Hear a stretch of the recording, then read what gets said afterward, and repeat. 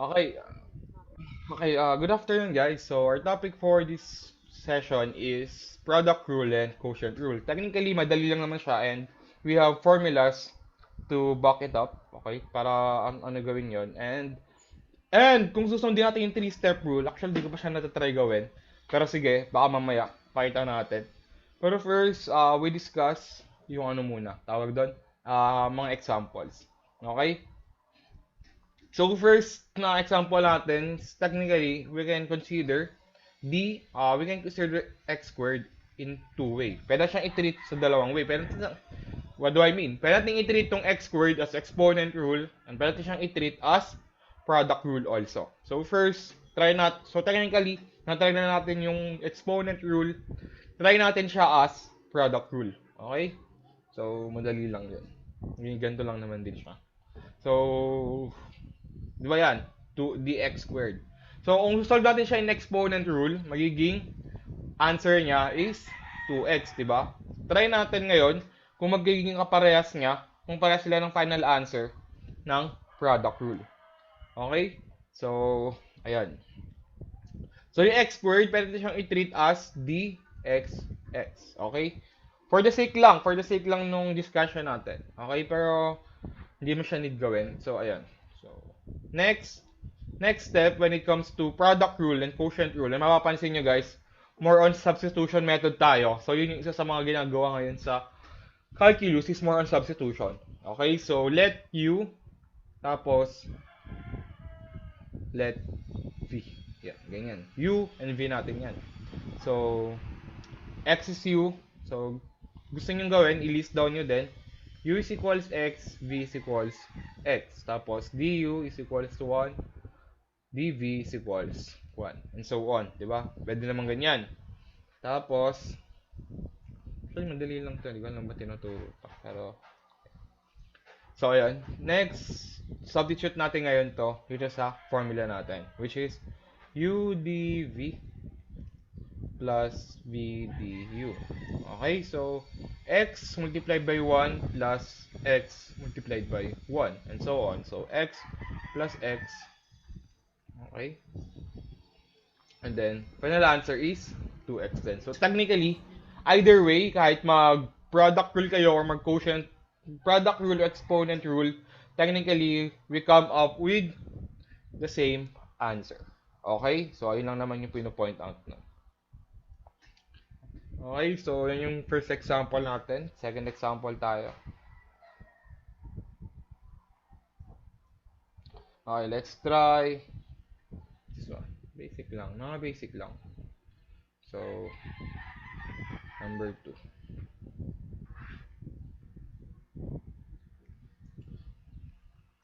Find the derivative of 4x minus 1, 3x plus 9. So, technically, mga ganitong equation, okay, ganyan. Mga ganyang equation, pwede natin siyang i-foil method agad. Okay, pwede siyang i-foil method para direct solution natin. So, pwede natin gawin is, paano ba to? Kuwari, kung i-foil method natin siya, pwede natin gawin as magiging 12x squared minus 3x plus 36x plus 33x minus 9. So, ayan na yung working equation natin. So, pwede na natin as derivative of 12x squared plus derivative of 33x minus 9. Yeah. Minus derivative of 9. Diba? Pwedeng ganyan. So, ito yung first solution. Pakita natin. First solution. Okay? So, ayan. So, nag-foil method tayo. So, ngayon, pwede natin siyang i-derive na. So, magiging 24x plus 33 minus 0. And then, yan yung final answer natin. Okay? So, dapat, once na mag-proceed tayo ngayon for quotient rule, dapat mag-come up din tayo sa ganyang sagot. Okay? 24x plus 33. So, let's proceed now with the second solution. Okay? So, ibang kulay na.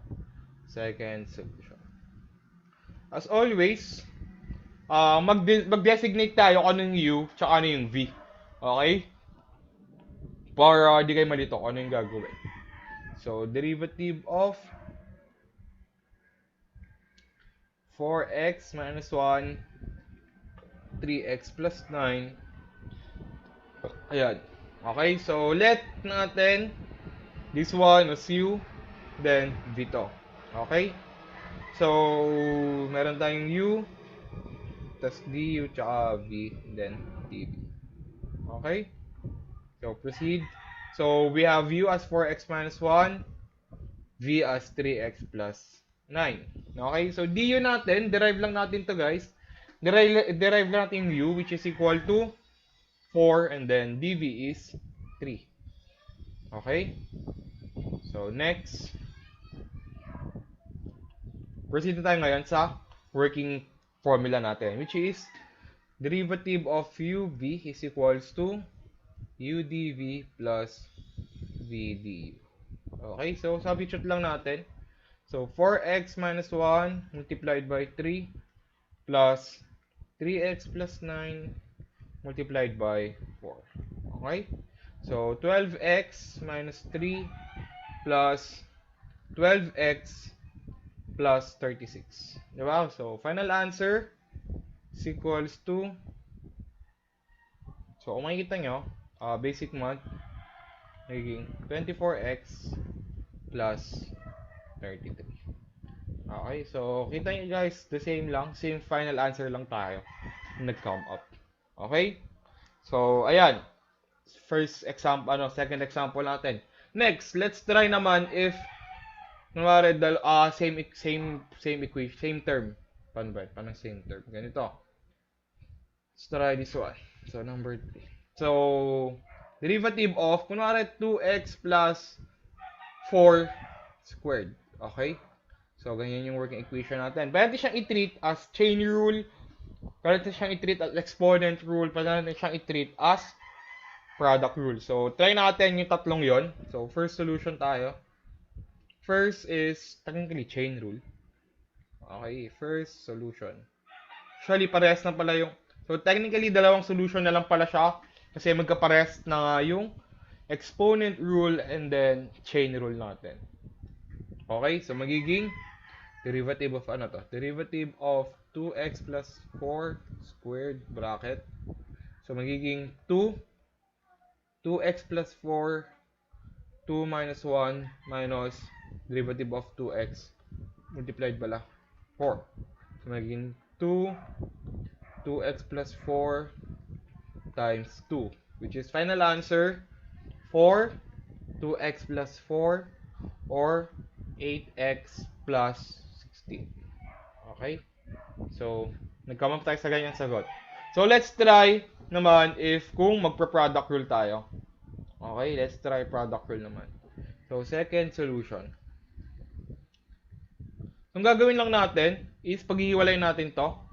So, imbis na magiging 2x plus 4 raised to 2, magiging 2x plus 4 parentheses. Okay?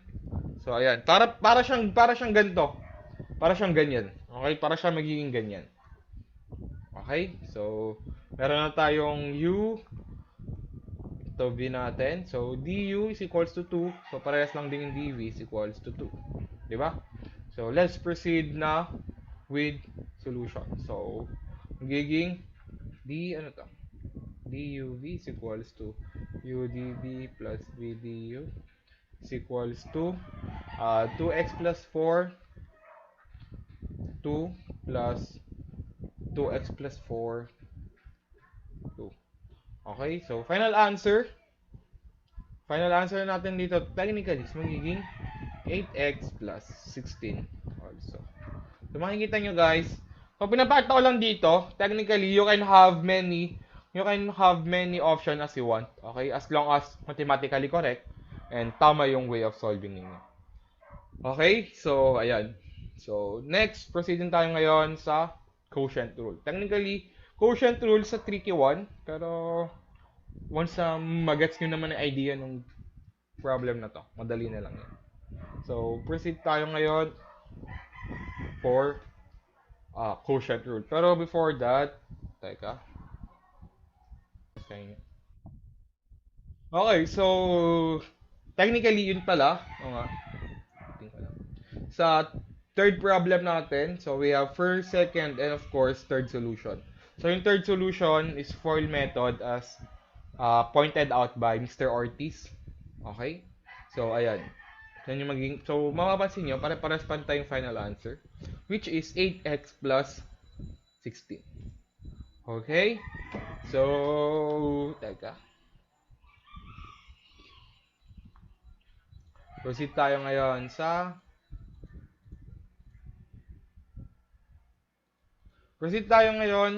Quotient rule. So, fourth, ano na tayo? Fourth. Okay, we have find the derivative, find the first prime of f of x if f of x is equal to 4 plus x over 5 minus x. Okay? So, ayan yung working equation natin. So, dito guys, pagdating sa f of x, pagdating sa quotient rule, we cannot interchange the u and v. Okay? Pero kasi in unspoken rule when it comes to calculus, mostly pag u and v yung ginagamit na na variable, always yung numerator is yung u and denominator is v. Pero na-pointed out to sa akin, actually pinakita to nung dati kong student. Ang ginagamit nila is low multiplied by derivative of high minus high derivative of low. Okay? All over low squared. So, pinapakita lang dyan na, yun nga, technically, mas magigets nyo pag ganyan. Okay? So, either of the two, pwedeng sundin yung multiplied by derivative of high.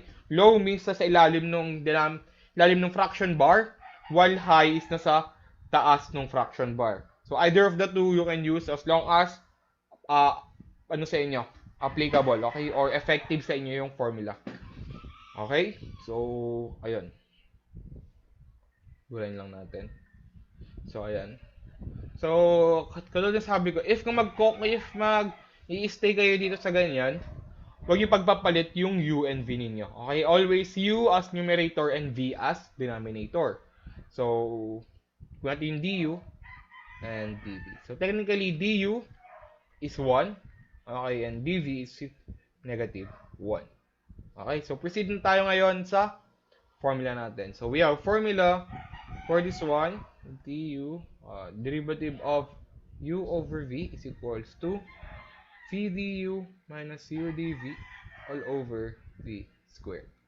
Okay, so 5 minus x multiplied by 1 minus 4 plus x multiplied by negative 1 all over 5 minus x squared. Okay? So, next.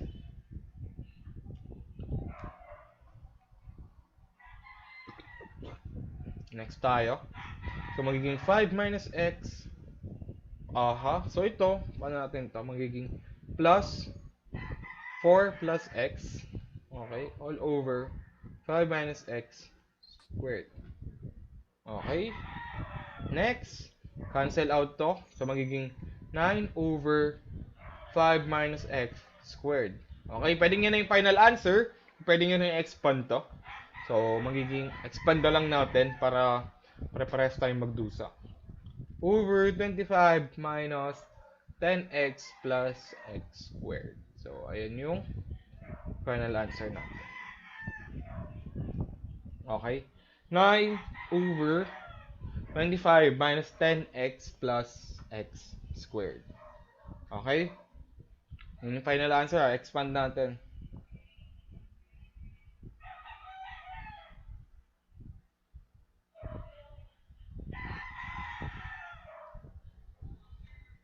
Wait lang.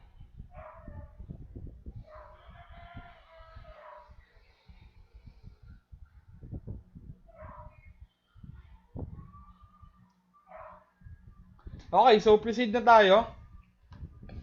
So, ayan. Number 4. So, proceed tayo ngayon. Another example. I hope malinaw tong ano na to. Kasi, madali pa naman siya. Hindi natin ganyan mga may hirap. Okay, let's try this one. Next. Number 5. Find the derivative of x squared plus 1 over x squared minus 1. Okay? So, ayan. So, as what I'm pointing out, u numerator, v denominator. So, ang tayong du and then dv. So, technically, parehas lang yung 2x, then 2x. Okay? So, next, proceed tayo ngayon sa, tawag doon, solution na natin. Okay, derivative of u over v is equals to v du minus u dv all over v squared. Okay? And then, ayan, proceed na tayo. Magiging x squared minus 1 multiplied by 2x minus x squared plus 1 multiplied by 2x all over x squared minus 1 squared. Okay? So, ayusin lang natin. So, magiging 2x cubed minus 2x minus bracket 2x squared plus 2x. Okay? Tama? All over x raised to 4 minus 2x squared plus 1. Then, magiging cube pala to. Okay, so magiging 2x cubed minus 2x minus 2x cubed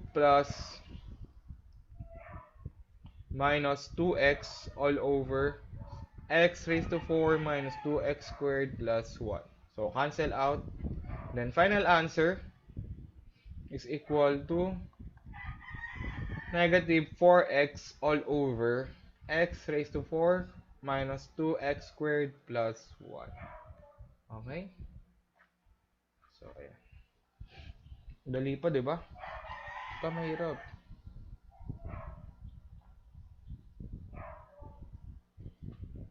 Okay, so, ayan. Last example tayo for this session. Para, ano na kayo. Okay, so what if naman? Hindi madali. Hindi natin mag-what if. Number 6. Find the derivative of 1 over x squared plus 5x.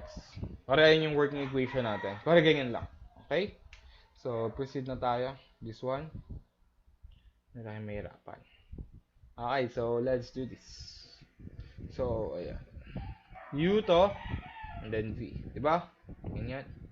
So, du, 0. dv is equals to 2x plus 5. Okay? So, solve na natin siya. So, derivative of uv. Okay, so technique, guys. Once na mag-solve kayo, always rewrite the formula para tatandaan nyo siya. Okay? Sabi ko naman kasi sa akin, nakakatulong. Pero, ayun. Malay nyo, makatulong din sa inyo. Okay, so v du minus u dv all over v squared. Okay? So, yan yung working equation natin. Let's start. So, magiging technically x squared plus 5x multiplied by 0 is 0. Pero sulit lang natin. Next, 2x plus 5 over x squared plus 5x squared. Okay? So, 0 to. So, magiging negative 2x minus 5 all over x raised to 4 plus 10x cubed plus 10x cubed plus 25x squared. Okay? So, final answer. Ayan. So, that's all for this session. Okay?